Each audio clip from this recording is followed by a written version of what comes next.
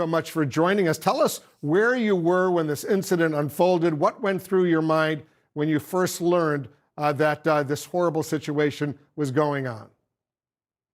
Well, first, my heart goes out to the family of the officer who we lost, and I just want to express my sincere appreciation to the Capitol Hill Police for what they did to keep us safe today and what they do every day. I was in my Cannon office. I had just gone out to get lunch.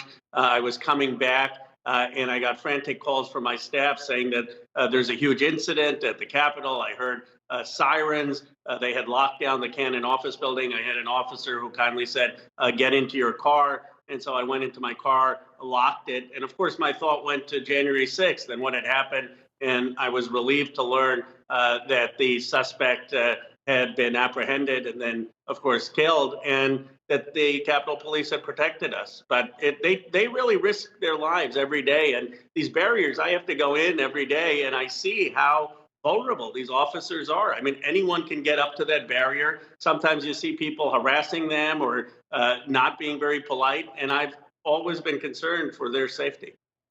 As a member of Congress, you obviously interact with Capitol Police on a nearly daily basis, multiple times a day when you're here in Washington. You've expressed your gratitude to the department. Certainly all of us are grateful to those police officers. Can you talk about the pressure they're under right now, especially as the second fatal event occurs in just 3 months?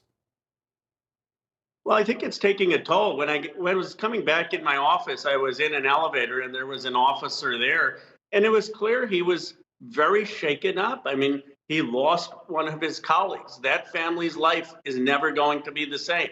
The officers who knew him are never going to be the same. So it has taken, I think, a toll on them emotionally. There is huge pressure on them to keep us safe. But I hope that politicians, regardless of ideology today, every member of Congress and senator can say two things. One, there is no justification for violence or any attack on the Capitol, regardless of ideology. And two, we really do honor those who serve to protect us, the Capitol Police and others who are law enforcement officers. I don't think those are controversial statements. I feel like if everyone says that, maybe we can get some peace and resolve of healing in this country. Do you feel safe right now up on Capitol Hill, Congressman? I do, but I never thought when I was elected to Congress that coming to work would be a dangerous workplace. And in candor, it has become a dangerous place. When you go outside and you're coming back in, you're on guard, you're looking, you're wondering what's going on.